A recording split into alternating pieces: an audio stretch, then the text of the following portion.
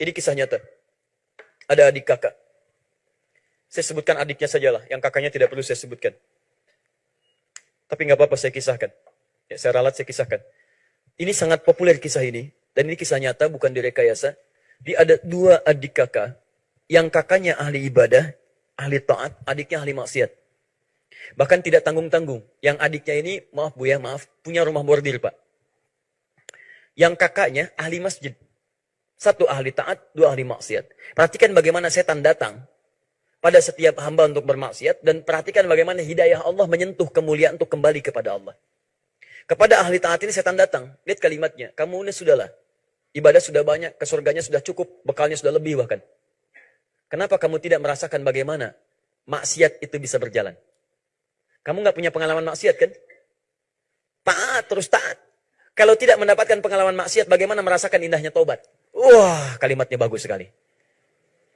Kalau tidak pernah merasakan maksiat, bagaimana bisa merasakan indahnya taubat? Awas, kalimat menipu, banyak jebakan. Hoax, dan bukan hoax yang membangun. Itu bahaya. Perhatikan baik-baik. Maka masuk kalimat itu, dia berpikir benar juga ya. Saya itu ingin merasakan, bukankah ketika taubat cinta Allah datang? Apa yang paling cepat karena dia nggak pernah kenal maksiat? Dia nggak kenal maksiat, maka ditunjukkan oleh setan, adik bukan ahli maksiat.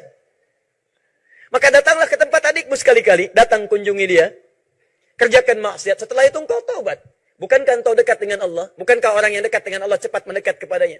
Cepat diterima amalannya? Maka dia datanglah kemudian ke tempat adiknya. Saat yang bersamaan hidayah Allah menyentuh adiknya. Sampai kapan mau maksiat seperti ini? Apa kamu tidak malu nanti di akhirat dipertemukan, berpisah dengan kakakmu? Datang hidayah, hidayah, hidayah. Satu sisi setan datang ke sini, sisi yang lain hidayah datang pada kebaikan. Perhatikan. Sampai kapan akan begini? Apa engkau tidak malu? Ya, dalam hidup dunia akhirat berhadapan dengan kakakmu yang baik, yang lain yang baik. Masya Allah, apa yang terjadi? Singkatnya, yang ini tersentuh jiwanya, dia memutuskan untuk mendatangi kakaknya di masjid. Yang ini datang ke rumah bordir, yang ini datang ke rumah Allah. Apa yang terjadi?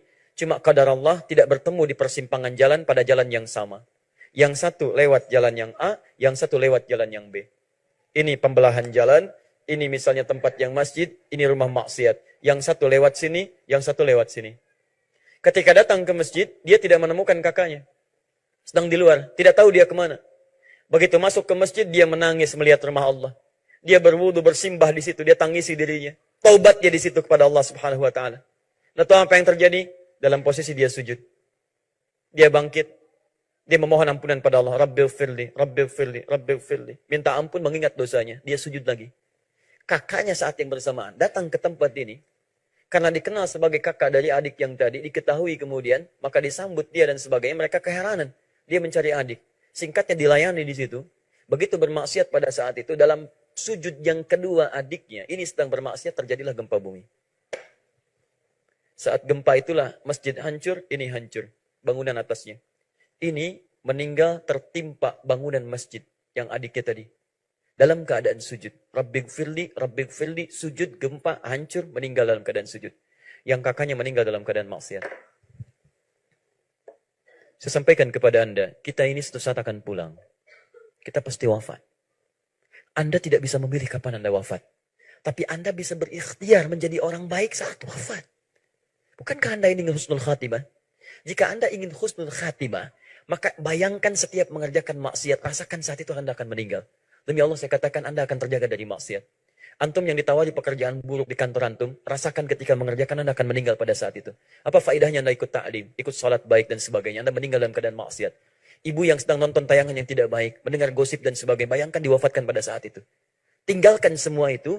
Ingat-ingat kita akan wafat, kata Nabi, kematian itu lebih dekat mengingatkan kita dengan Allah Subhanahu wa taala. Maka dari itu saya sarankan setiap Anda dalam keadaan Rabbighfirli, Anda ingat dosa Anda. Mintalah ampunan kepada Allah. Karena kita tidak tahu apakah sujud selanjutnya, sujud yang mengantarkan kita pada hijrah yang baru, apakah sujud terakhir yang mengantarkan kita pada Allah Subhanahu wa taala. Karena tidak sedikit orang-orang soleh wafat dalam keadaan sujudnya. Terakhir saya dikirimkan gambar dari teman di Afrika. Masya Allah, seorang pemuda sujudnya lama gitu. Muda Pak. Ahli banyak teman-teman aktivitas ini itu dia datang ke masjid sujud lama. Saking lamanya, temannya menepuk karena ada waktu yang lain. Begitu ditepuk dia tidak bangun. Ternyata wafat dalam keadaan sujudnya. Wafat dalam keadaan sujudnya. Dan tidak sedikit yang dipersiapkan oleh Allah Subhanahu wa taala. Seperti saya pernah kisahkan seorang pengantin dari Qatar itu yang kemudian wafat dalam keadaan menggunakan baju pengantinnya. Ibunya, calon suaminya menghendaki dia jadi bidadari dunia, Allah mengangkatnya dengan bidadari akhirat. Pulang ke akhirat, dapatkan surgamu dengan pakaian terbaikmu. Dan dandanan dunia dilepas dari make up-nya, diganti dengan air wudhunya. Tapi kita tidak tahu di mana kita akan wafat. Karena Khalid bin Walid berharap wafat dalam keadaan jihad di medan perang, meninggal kemudian di atas alas tidurnya. Dan kita tidak bisa mengetahui kapan kita akan wafat. Karena itu saya sarankan, Anda begitu mengucapkan, "Oh, bighfirli ya Allah, ampuni saya." Anda rasapi bacaannya. Anda rasakan dosa Anda. Bahkan sebelum sholat punya dosa apa. Begitu Anda sujud, minta kemuliaan kepada Allah. Makanya cepat, "Rabbighfirli, Rabbighfirli, Rabbighfirli." Kalau sudah kalimat Rabbighfirli mengalir air mata Anda, memohon ampunan pada Allah, imam sujud, Anda ikut sujud. Minta lagi kepada Allah. Subhanakallahumma bihamdika, Allahumma gfirli, Allahumma gfirli lagi. Ya Allah, minta ampunan, ya Allah, minta ampunan. Dan ingat baik-baik ya, kalau ampunan sudah diberikan, maka dunia akan ikut. Perhatikan Quran surah Nuh itu. Ya, ketika Allah mengatakan kalimat ampunan, Quran surah Nuh ayat yang ke-10, 11, 12 sampai 13-nya. Perhatikan lisan Nabi Nuh ketika mengajak umatnya istighfar. Faqultu astaghfiru rabbakum innahu kana ghaffara. Saya katakan pada kalian, hai umatku, cepat banyak istighfar, banyak istighfar, banyak istighfar. Allah itu pasti kalau kita mau bertobat akan mengampuni dosa kita. Tidak ada sejarahnya orang mau tobat tidak diampuni, tidak ada sejarahnya. Orang tobat pasti diampuni kalau benar tobatnya. Perhatikan, ketika tobat diberikan dan ampunan diturunkan, perhatikan ayatnya. Yursilis samaa 'alaikum midrara. Maka Allah akan menurunkan rahmat banyak dari langit turun kepada Anda. Wa yumdidkum bi amwalin wa banin. Wa yumdidkum bi amwalin. Harta Anda akan dilipat gandakan, panjangkan, panjangkan, panjangkan. Keturunan Anda akan diperbaiki oleh Allah Subhanahu wa taala. Enggak percaya silahkan, Anda jadi ayah ibu yang baik, anak Anda akan dijadikan baik. Jadi kalau anak tidak baik, cek dulu bapak ibunya. Mungkin bukan karena anaknya yang kurang baik, kurang sopan pada Anda, kalimat tidak bagus, bukan. Pertanyaan saya, Anda ngajarin apa pada anak Anda? Anda memberikan apa? Mungkin Anda kurang perhatian. Anda ikhwan terlampau sibuk, ibunya terlampau banyak mengerjakan hal yang tidak penting, tidak pernah diberi perhatian, sekolahnya tidak ditempatkan tempat yang baik. Jadi kalau anak kurang baik, jangan disalahkan dulu, antum istighfar dulu. Karena mungkin sumber keburukan itu dari antum duluan. Makanya faqultu astaghfiru rabbakum innahu kana ghaffara. Yursilis samaa 'alaikum midrara wa yumdidkum bi amwalin wa banina. Kalau Anda mau istighfar, mendekat kepada Allah, bukankah Allah yang punya harta? Allah yang punya materi, Allah yang punya kesehatan, Allah yang punya ketenangan. Saya berikan, kata Allah. Kamu mau keturunan, kamu mau harta melimpah, kamu mau kenyamanan, saya berikan. Itu kaidah. Anda tidak akan kehilangan dunia dengan istighfar. Anda tidak akan kehilangan dunia dengan hijrah. Makanya ketika seseorang hijrah mau memutuskan dia kembali kepada Allah, turunlah Quran surah keempat ayat 100 itu. Paling kiri sebelah bawah. Lihat, wa may yuti'illaha wa rasulah. Maaf, wa may yuhajir fi sabilillah. Saya ralat, wa may yuhajir fi sabilillah yajid fil ardi muraghaban katsira wa wasa'a. Wa may yuhajir, dan siapapun yang sekarang mau berhijrah kembali kepada Allah. Fi sabilillah, mengikuti hukum Allah. Yajid fil ardi muraghaman katsira wa wasa'a. Saya berikan anugerah saat di dunia, hidupnya saya tenangkan dia. Jadi pertama kali yang Allah berikan ketenangan dalam jiwa. Anda nggak percaya, silakan catat kalimat ini. Anda dulu jarang ke masjid, sekarang Anda mulai ke masjid. Begitu Anda hadir di masjid, ada ketenangan dalam jiwa Anda. Nggak percaya, silahkan. Anda kumpul-kumpul di luar, silahkan. Ikut konser, ikut ini, ikut itu. Bedakan ketika Anda mulai ikut ke masjid, ikut taklim, datang, salat 2 rakaat. Rasakan. Demi Allah saya katakan, demi Allah saya katakan, akan ada ketenangan berbeda dalam jiwa Anda, beda dengan sebelumnya. Ketika Anda sudah mendapatkan kenikmatan imannya, halawatul iman, dulu konser sekali, menyesal nggak ikut, sekarang nggak ikut taklim sekali, penyesalannya luar biasa. Dulu ketinggalan salat fardu biasa-biasa, sekarang ketinggalan tahajud, nyesal Anda. Bahkan subuh 4.20, Anda bangun 4.15, itu Anda masih menyesal. Terlambat saya Allah, padahal subuh belum adzan. Karena Anda meresapi keterlambatan tahajud Anda. Kalau Anda ingin mendapatkan kenikmatan seperti itu, silahkan Anda mulai hidup Anda berubah. Mau sampai kapan lagi? Karena hidup Anda terbatas. Anda gak bisa pilih.